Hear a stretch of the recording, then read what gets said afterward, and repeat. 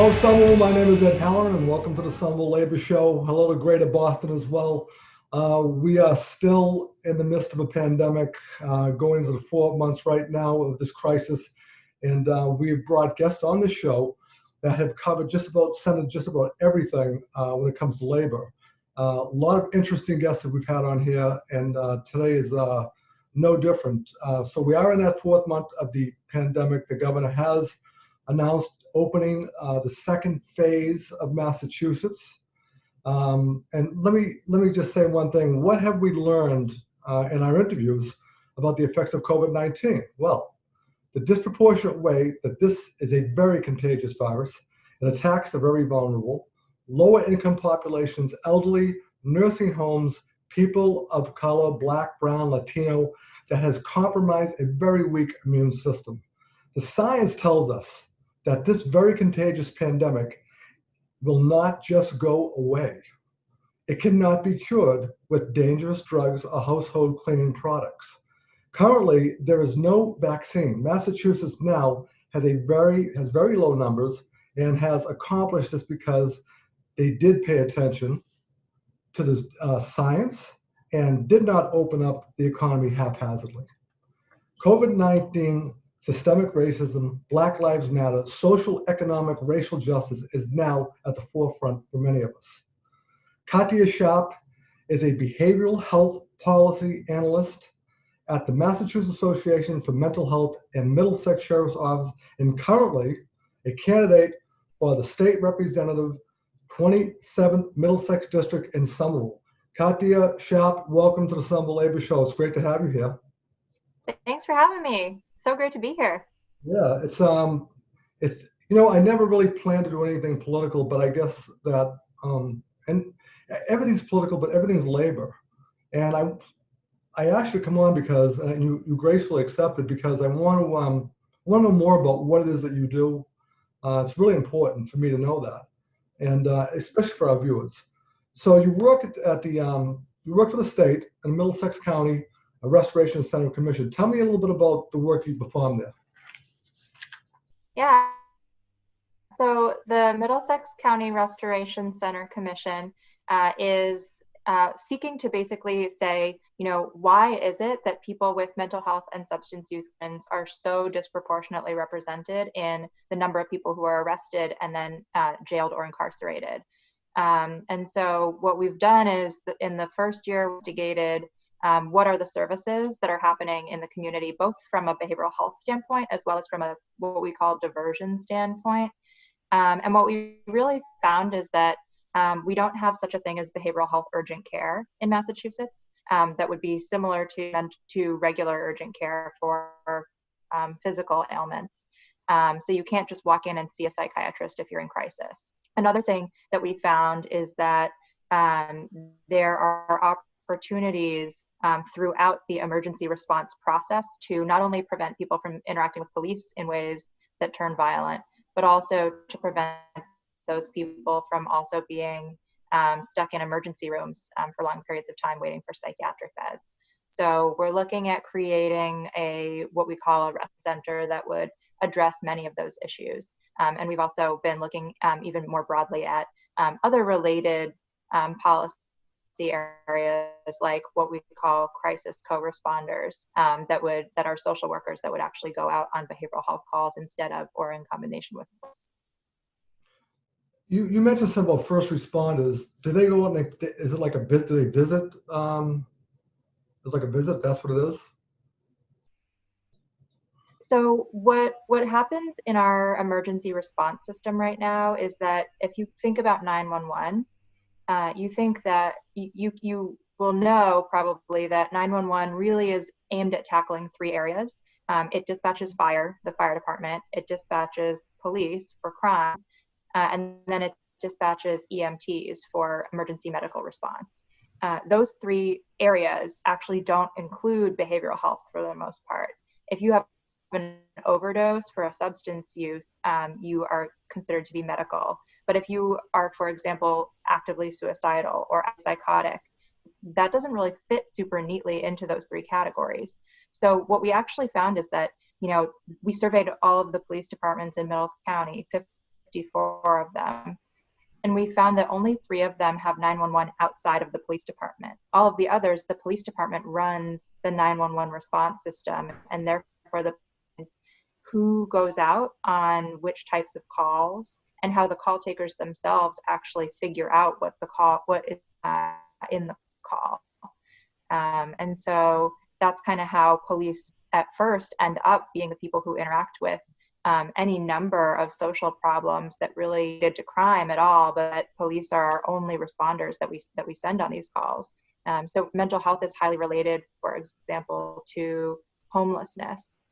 There's a very high correlation between being unhoused and having a mental illness, and they sort of reinforce each other.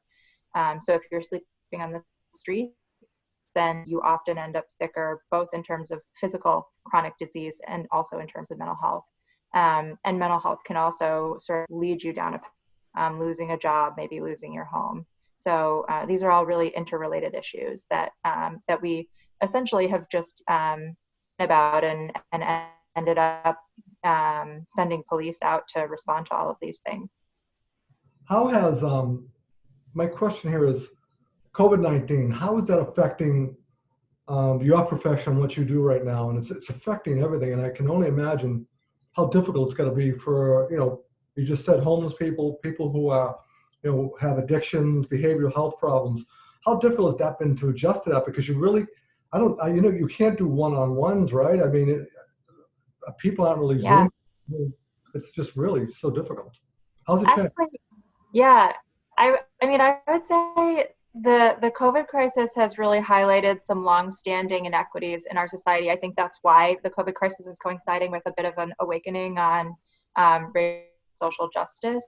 But from a behavioral health standpoint, for example, there have been people who have long been talking about telehealth as a means of improving access to behavioral health services.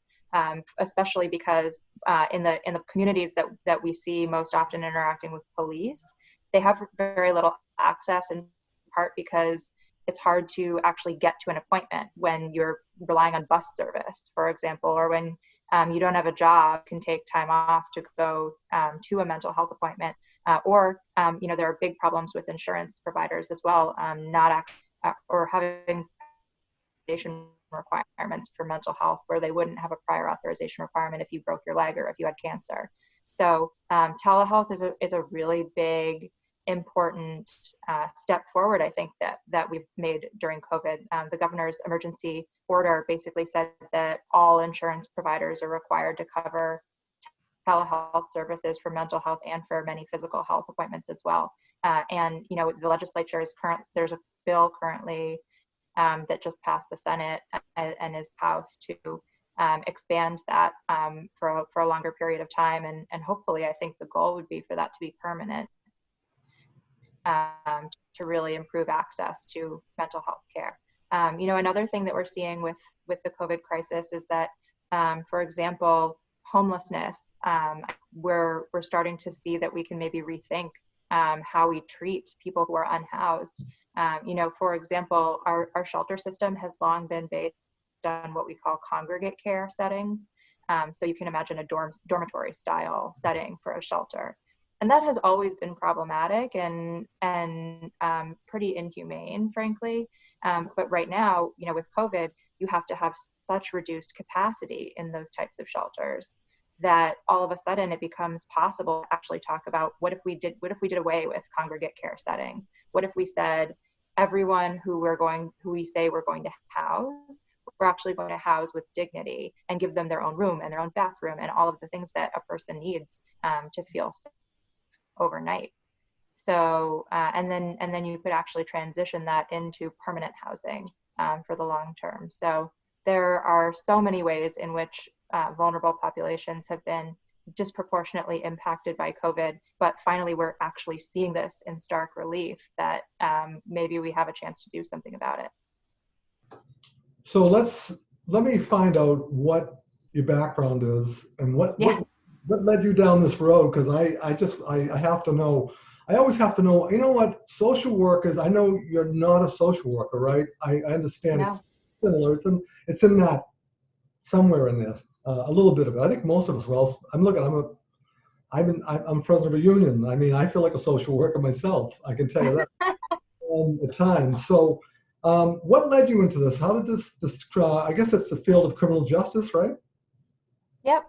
Yeah, I would say it's sort of the nexus between social service and criminal justice reform, although we're trying to move away from the terminology of criminal justice reform as well. But yeah, I mean, I would say I grew up slightly non-traditionally. My parents were, or are, I should say, small business owners, and among other things, you know, I grew up watering Christmas trees by hand with them, and my dad also was an attorney by trade, and counseled some low-income criminal defendants, sort of as a part-time thing through the Bar Association. And so I just remember doing my homework in the living room while my dad was using the dining room table, his criminal clients, and just kind of understanding that they were people who were down on their luck, and that their stories were really about lives of crime, the way that you might see on television, but their stories are really about, you know, having lots of circumstances that led them to a place where they became involved with law enforcement. And I think it also really struck me that it was very similar to some things that my family went through. You know, my dad actually got in a really bad accident, and we didn't have health insurance at the time in the 90s before the ACA expanded it, and said that they couldn't deny you coverage. And so my parents declared medical bankruptcy to discharge all of that debt. And so, you know, we could have very easily fallen into that situation. And so I think, you know, when I entered public service at first, when I graduated from college, you know, I was in the budget office, and the budget office is a great place to start because you get to see the entire state government infrastructure and see kind of the level picture. And I was just always the most attracted to working on the problems that were the most entrenched and intractable. And I always was also attracted to the types of work, the kind of work where I can actually go out and I can talk to people and say, you know, what's going on with your life, and, you know, how have government services failed you, and how can we make them work better?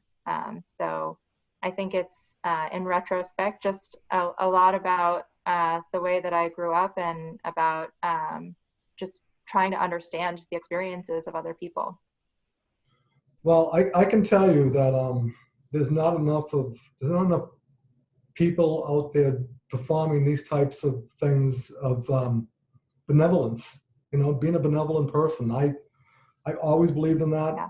And, if you have a job in the field that you're in, or even the field that I'm in, and you know, many people that I work with, it's the same thing. I mean, we all we have to help each other, especially in times as these. I also read in a recent journal article, Somerville journal article, that you wanted to bring your experience and your life work in behavioral health and criminal justice to the State House. So let me ask you a question. What do you think has to be changed up on Beacon Hill in order to get a bill passed that would dramatically help those with substance abuse, behavioral disorders, to avoid unneeded incarceration? What do you think? Yeah. Is that something that you would be looking to do if you were elected? Absolutely. Yeah, this is kind of the dream goal, I think, would be to pass a bill like that. So there is a bill that the Senate passed back in January. That's the Mental Health ABC Act, and that bill starts to tackle some of the issues I talked about earlier. The word for it is parity. So behavioral health care is not treated the same way that physical health is. If you break your leg, you're automatically seen. If you have a mental health condition, you know, insurers question whether you actually should see a doctor or not. So that bill really aims at and ensuring that people can actually access mental health care. You know, it also attempts to shift costs in the system. So the sort of broader picture being that, if you have access to therapy and psychiatry when you actually need it, then we could prevent you from sort of sliding down that slippery slope and becoming a person who's in crisis and needing emergency services. Is to shift all the costs from the back end of emergency response to the front end of prevention and primary care. I would really like to see that bill taken up in the representatives. They don't seem to have an intention to take it up right now.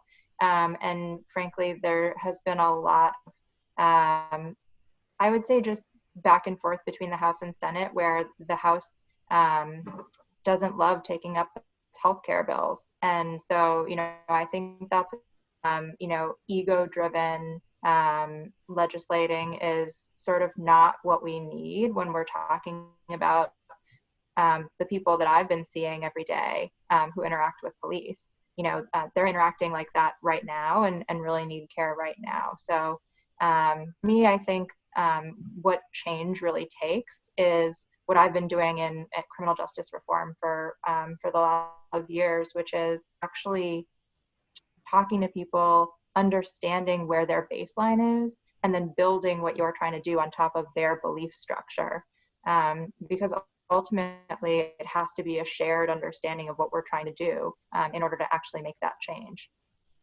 Well, I am telling you, and I think everybody should know this, that this pandemic has changed everything.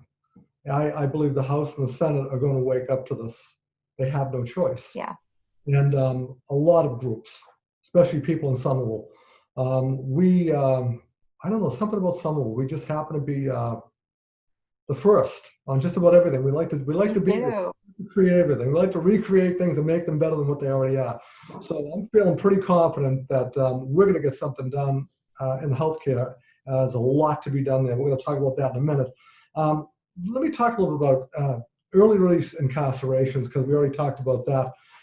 Because of the pandemic, there's been early release of people that are incarcerated. Should the public be very concerned about this, Catia, at this particular point in time? Do you think it's like, we don't know, are there people that we should be concerned about this, or what do you think? What have you seen? So here's my pushback on concerns about releasing people for humane reasons, like the fact that they can't control whether they catch a disease while incarcerated. My pushback would be, let's talk specifically about sheriff's department in particular here. People who are in jail in a sheriff's department, if you're held pre-trial is what jail is. That means that you haven't actually been charged with a crime yet, or convicted of a crime yet, excuse me. And so you're technically innocent, but you're being held during your trial. And then people who are incarcerated in sheriff's offices, they've been convicted of a pretty low level, and therefore their period of time that they're incarcerated for is 2.5 years or less. So the reason I start with sheriff's departments is because all of those people are going to be back out on the street at some point. These are not people who are going to be incarcerated for the rest of their lives. And I think when you think about it that way, and you think about even pre-COVID, the fact that these people were going to be out on the streets at some point anyway, then you have to start wondering, what is it that we're doing inside of jails and prisons that is going to prevent people from getting sicker while they're incarcerated, or from losing their housing, their healthcare, their job. And then when we release them, then they have nothing. And so they're left with very little. And that's why they're highly likely to end up back incarcerated, especially when you think about. It is. It's a vicious cycle. And I'm learning this. As I do these shows, I'm learning so much, because I seem to believe that what I've been told, many of the people on the lower level, the incarceration may not be needed. And I'm going to lead myself into my next question here. And this is well, let me tell you what I got here. Sure.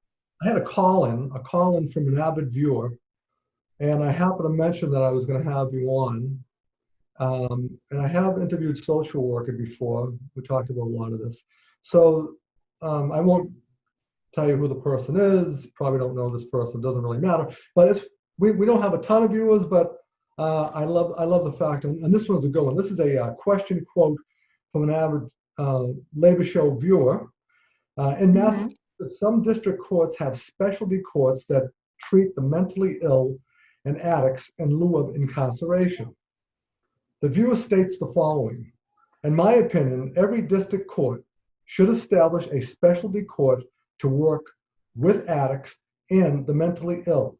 This would significantly decrease the likelihood of incarcerating the addicts and the mentally ill. So the question asking of you, if elected, would you work with the trial court and district attorneys in advocating that all district courts in Massachusetts establish a mental health session and a drug court? Absolutely, 100%. I have actually been working with someone who works at the trial court and is sort of pushing for this type of model. And the barrier to this is actually very similar to the problem with the criminal justice system in general, which is that there are so many people who have their own say over their little fiefdom within criminal justice. And that's why it's so hard to change. Because actually the way that the Massachusetts trial courts are set up is that each judge who presides over a district court gets to decide whether or not they like drug court enough to implement it. And the science is clear. Drug courts work and they keep people out of jail. But actually the Somerville and Medford district court judge refuses to implement a drug court because he thinks that his can do a better job of helping people avoid incarceration. So, I think this notion that we as individuals are better somehow at making decisions than I think maybe more of a democratic process is really what holds back reform across the system, and not just in regard to the I would in addition to saying that an interim step should be that every district court should have a drug court, because like I said, they work. I actually think that the way a drug court is run, and there are other specialty courts too, there are drug courts, mental health courts, homelessness courts, veterans courts, the way that those courts are run rather than a punitive style, they're run in a rehabilitative style. I think that should just be the way court is. I mean, that's not that radical of a notion that criminal justice system really trying to do. Is it trying to punish people, or is it actually trying to promote public safety in the future? And if it's the latter, which I would argue it is, really what we need to be doing is saying, how do we promote reconciliation of the underlying reasons why crime gets committed? And how do we prevent those happening?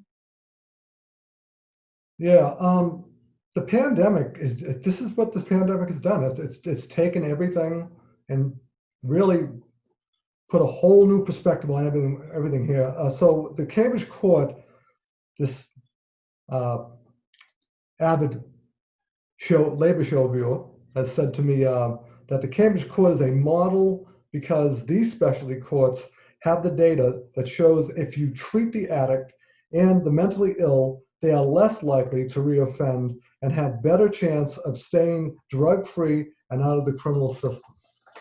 So this person Yeah. seems to be talking about, right? Yeah, they do know what they're talking about, because I can tell you, I mean, there are people that I have met with that are currently in the Middlesex County House of Corrections that, they get incarcerated, they lose connections to any healthcare that they had out in the community, they lose their job. Sometimes they even, one person told me, I got arrested and my roommate moved out. And so my social security card, my ID, everything I owned, I don't know where it is now. How do you get a job when you're released from jail when you don't know where your social security card is? So that is the specific way in which keeping people out of incarceration and helping them by providing them actually drug treatment rather than incarceration, helps their lives. Well, I'm glad that I raised that issue, and I'm glad I got that question and that quote. That's something we're learning. Yeah. Yeah. So let's We're talk about, learning.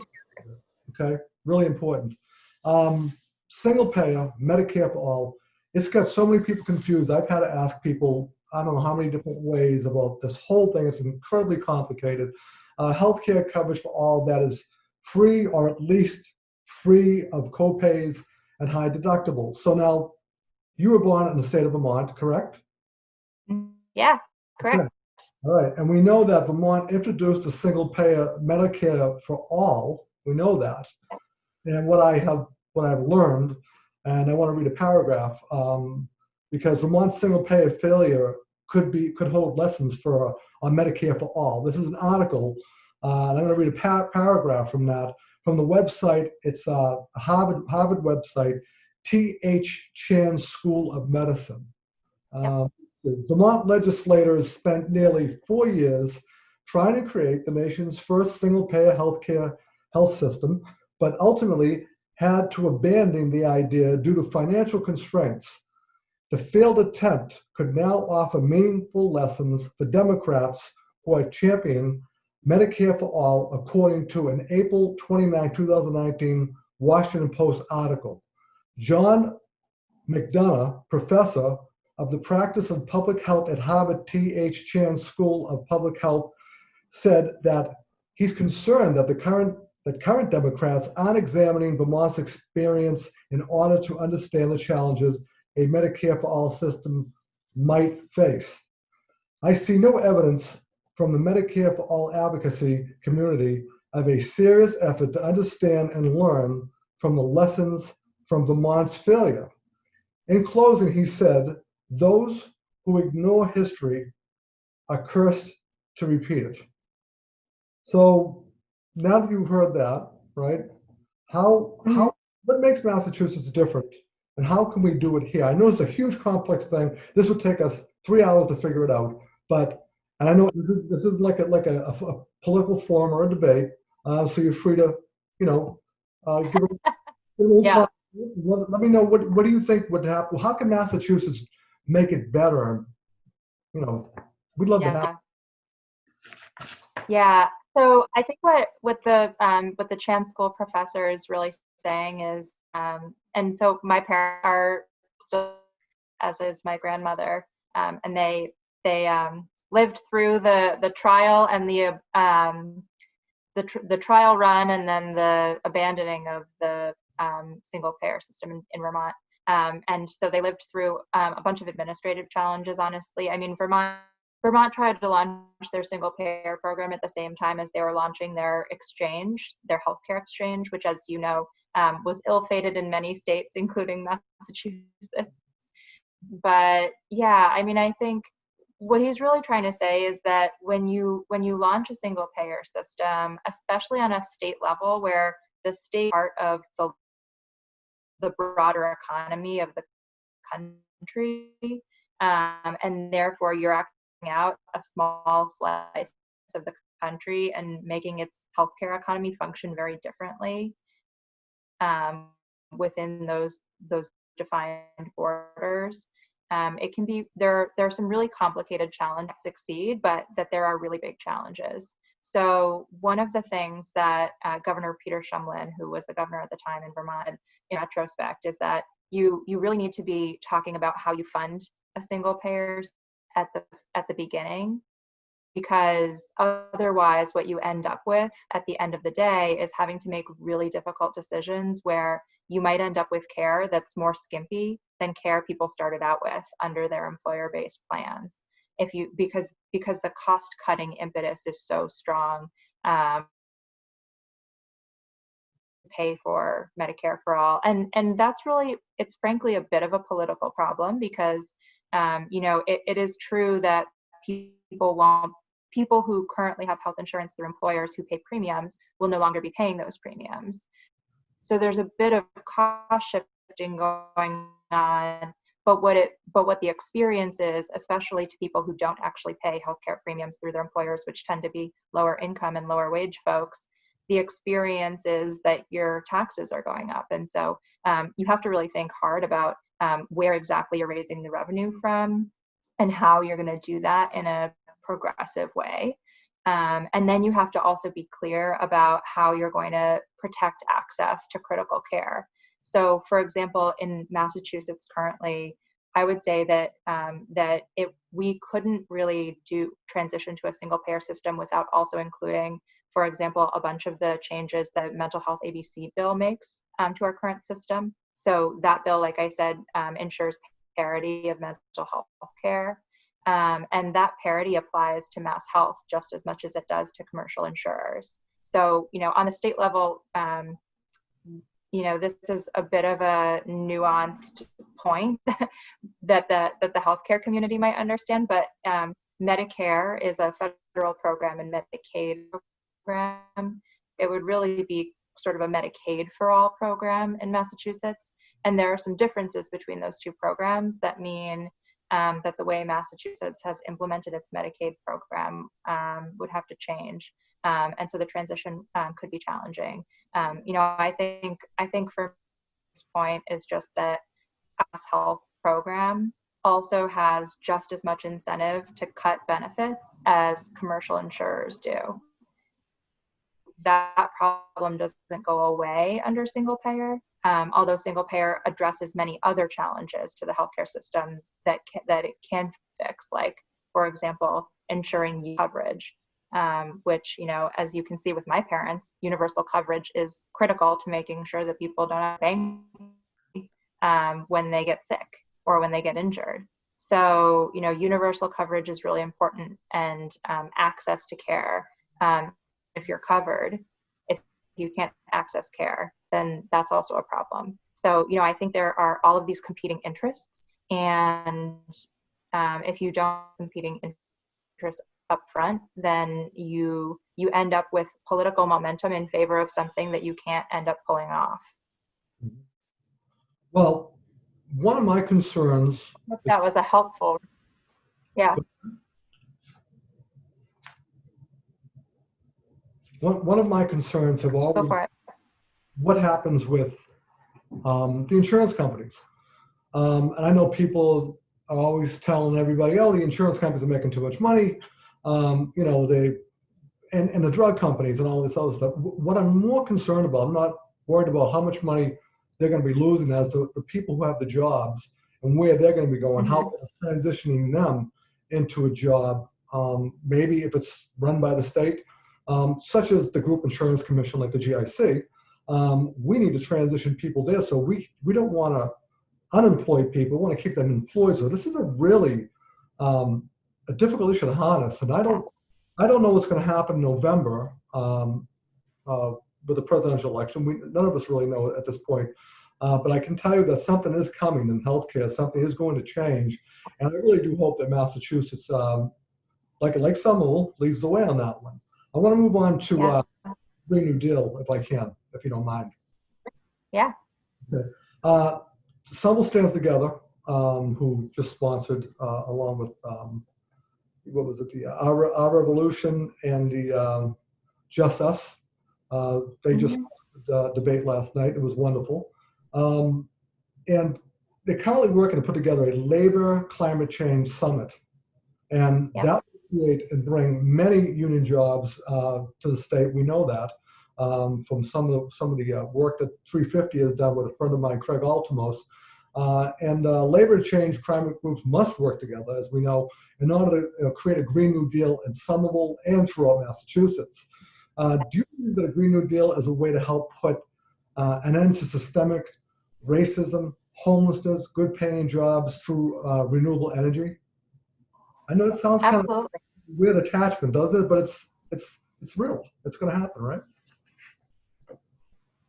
Yeah, and I think this is the brilliance of the Green New Deal framing, is that what we've been talking about for a long time around the science of climate change.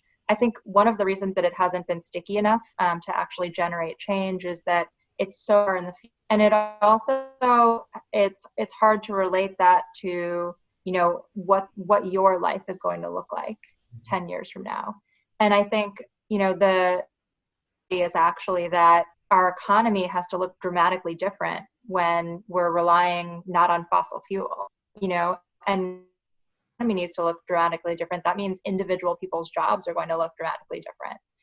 And so I do think it's really smart to be including labor in that conversation and saying, you know, who is it that's going to be impacted by that transition of our economy to a green economy, and how do we actually prepare so that we have not only you know, the workers in the current economy taken care of, but that we're creating that pipeline of talent that can do those jobs that we're going to need in the future. So yeah, I think it's so great to see Somerville lead the way yet again on something like this, where we're actually bringing labor to the table. I mean, because that's the thing, we've been talking a lot about creating jobs for all, and we haven't really had labor at the table in that conversation. So I know last time you and I talked, we talked about this, and I was very excited about it. So I'm so glad that there's a meeting going on about it.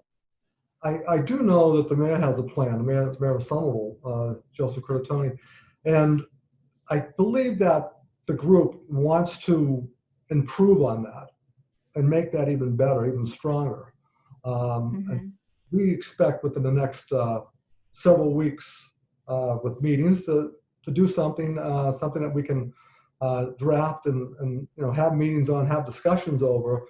I had a gentleman by the name of Joe Uline on our show, and he is a leader in his own right when it comes to this, and amazing man. The labor show, I'm not promoting the labor show, but I'm just letting people know that if they haven't seen the Joe Uline show, he flew in all the way from Tacoma Park, Washington or something like that. Well, Maryland, I'm sorry. He flew in and he was fantastic.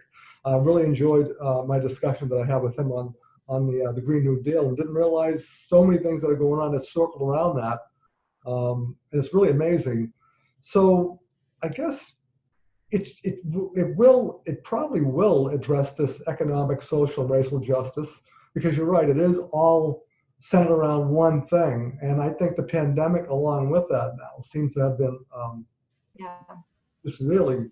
Yeah, I think it would be, the hope would be that it does start to address those challenges. I mean, I think involvement of Just Us Somerville is a huge start.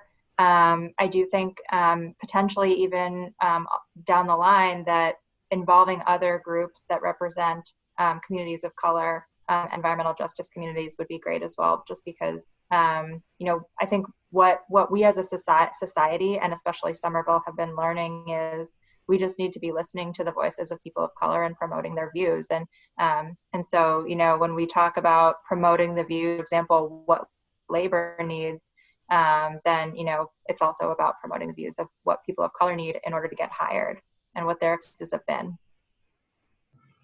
You know, I have to believe, I have a lot of opinions, as you can see. Why we're here. That's great. You know what? I just feel that someone said this, and I don't know someone who said we're in a moment. I like that. Someone said it, may have been last night or whatever, but it stuck with me. And I think we are in a moment here. It's a really difficult moment for us. You know, the racial issues across the country, it's been really, really difficult. The COVID-19. But I am confident that this is going to make us better, and it's going to. I'm hoping for a big correction here. You feel the same way? I feel the same way. Yeah. I mean, if you had told me last year when I was working on all of these ideas around how to change our emergency response system so that police are not doing non-policing jobs, if you had told me that we might actually be on the precipice, right, actually funding, you know, a full staff of social workers that could go out on 911 calls, taking the 911 system out of the police department, or investing in just social services and prevention, I would have not believed it. I wouldn't have believed that could happen in 2020. So I do think I'm so hopeful, and I'm so glad we're having this national reckoning and this conversation. And honestly, it has just made me so much even more in love than I already am with the city of Somerville, because you know, I've seen so many people out in the streets of all colors talking about these issues and being humble about it and saying, this is my chance to learn.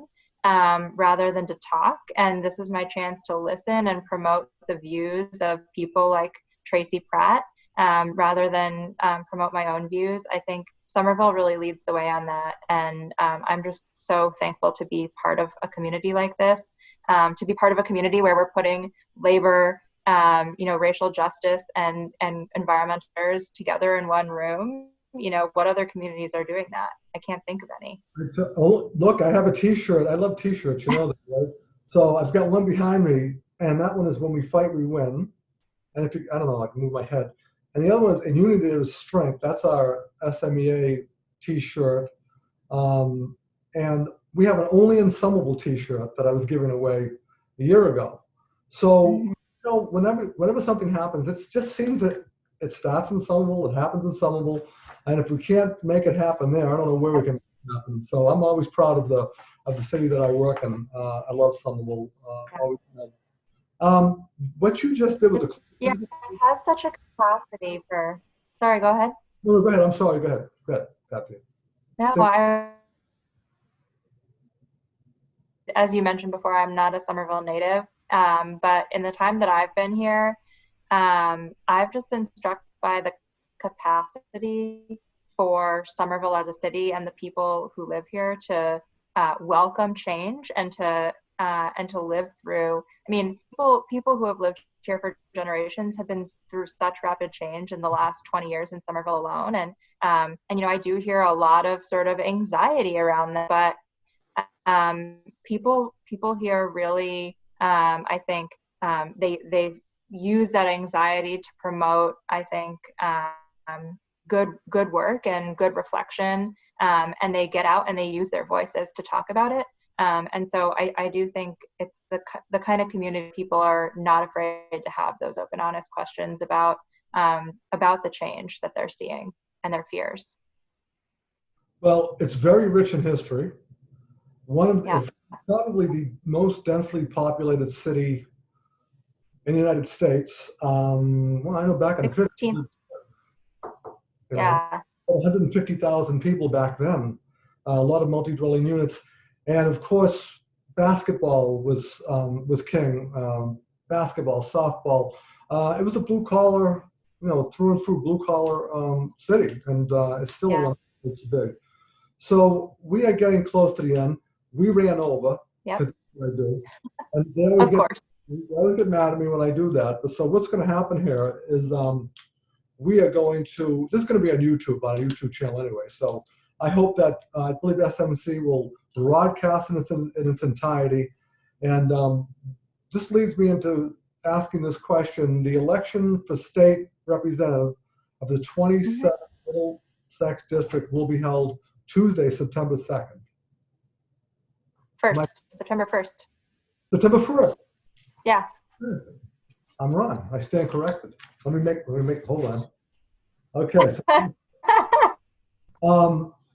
it's the Tuesday before Labor Day, so you can't forget it.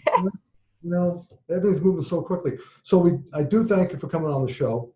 And we're just going to have to see how everything plays out and how it goes. I think it's going to be an amazing next couple of months. Not just for the races that we have in Somerville. And by the way, you're representing. If you were to win, you would be representing the city of Somerville in its entirety, right? You don't represent. No, it's only half the population of Somerville. Okay. It's between Union Square, Powderhouse Circle, and Davis Square. Right. I guess what I meant was that you're not representing any like Cambridge or. That it's only inside. Yes.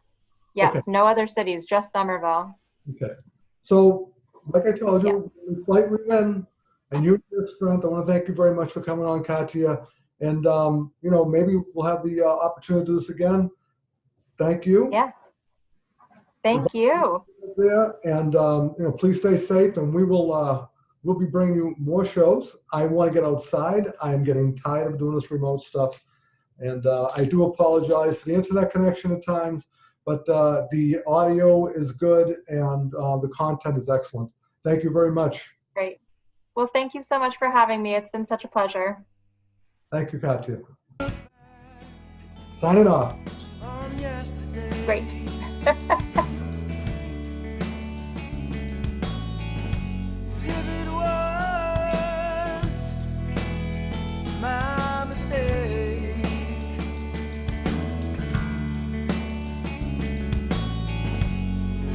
Convince myself there's one thing